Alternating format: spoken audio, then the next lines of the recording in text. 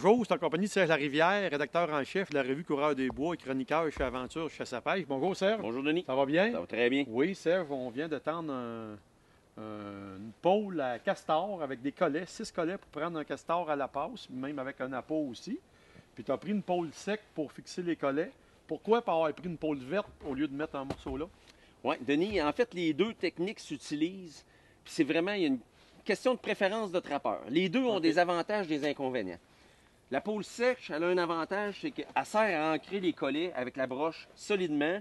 Puis si jamais je pogne un castor, puis il arrive un autre castor, il vole l'appât, bien j'ai juste à remettre un nouveau morceau d'appât, à remettre des collets neufs, puis je retends. Donc, Parce que ça l'arrive qu'il va voler l'appât. Ah oui, c'est sûr. Ah oui? C'est sûr. Tu vas en capturer un, puis il en vient un autre qui vole l'appât. OK. La pôle verte, en contraste, c'est sûr que en termes d'appât, c'est beaucoup plus attrayant parce que Il y a c'est plus d'appât. toute la pôle est un appât. OK. Mais le désavantage, c'est que je peux prendre un castor sur la pôle, puis il vient un autre castor qui lui coupe la pôle, puis il part. Donc, tous mes collets seraient partis. Fait que quand OK. je fais ça, je suis obligé de mettre mes collets, puis de prendre une broche, puis d'attacher chacun de mes collets après la broche, puis faire sortir ma broche de l'eau.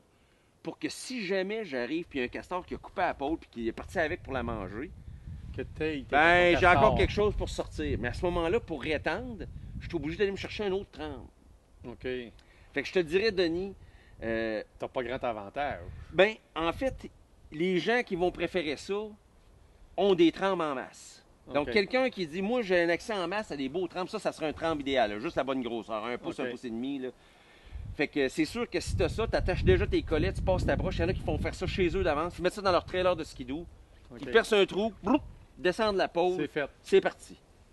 OK. Fait que là, il n'y a pas de problème. Mais si tu veux trapper au même endroit plusieurs jours, plusieurs semaines, ben là, à chaque fois, d'aller chercher, couper un autre trempe, de revenir, de rétendre. Puis les installer, c'est long aussi. Parce C'est qu'installer celui-là ici, ça a été quand même assez long. Ouais, Mais là, tu n'as pas passé de broche. Il aurait fallu que tu passes une broche au complet pour sortir de l'eau. Là. c'est ça. C'est C'est encore une étape beaucoup de plus plus. long. Mais les gens qui comparent les deux disent que le trempe au complet, c'est plus efficace. C'est plus efficace. Parce qu'il y a plus d'appât, c'est plus... OK. Puis c'est quand même courant que le castor va le couper. Ah oui, c'est OK. sûr. Quand il y a beaucoup de castors, là. OK, Donc, ouais. tu en prends un, ou s'il ferme tes collets sans se capturer, ben là, les autres, ils viennent, puis ils le bouffent, ou tu vas arriver, tes collets vont être là, mais il n'y a plus d'écorce OK.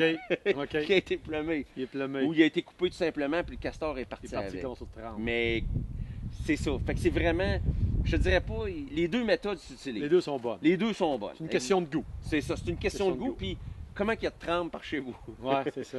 Tu sais, si, Exactement. si tu montes à ton terrain, tu as une heure de route à faire, puis tu veux te couper 20 trempes dans ton pick-up, puis tu as déjà des pièges, puis une traîne, puis de Ouais. l'équipement, une scie mécanique, etc. Et... Ça va mieux que des petits bouts que Ouais, toute la c'est ça. trempe. Tu peux couper des bouts en 3 pieds, puis après ça, tu remplis Ouais. ton traîneau de ça, puis tu en Ouais. as pour... Fait Fait que c'est vraiment une gamme. question de préférence. OK. Mais les deux s'utilisent. Puis d'ailleurs, Denis, tu me fais penser, moi j'ai ce trempe-là, puis je sais pas s'il y a des castors ici, s'ils ont été piégés déjà. OK. Je fais un trou sur la glace, puis je vais prendre mon trempe, puis je vais le laisser dans l'eau.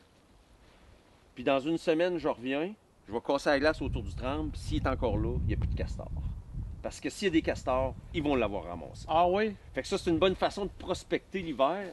OK. Rapidement. Rapidement, tu arrives, tu dis, ouais, je sais pas si ça a été trappé ici, ou je sais Il y pas en s'il a-t-il, il y en a plus. Il passe-tu là? Je fais un petit trou de rien, je descends un bout de trempe, je le laisse geler là, je m'en vais.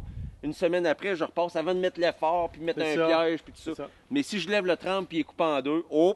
Ah ben là, c'est sûr qu'il y a des castors. Ah, il y a ça quelqu'un va. dans l'étang. Un bon truc. Fait que c'est un truc de trappeur là, pour sauver du temps, pour savoir qu'on fait pas tout ça pour Si rien. c'est occupé.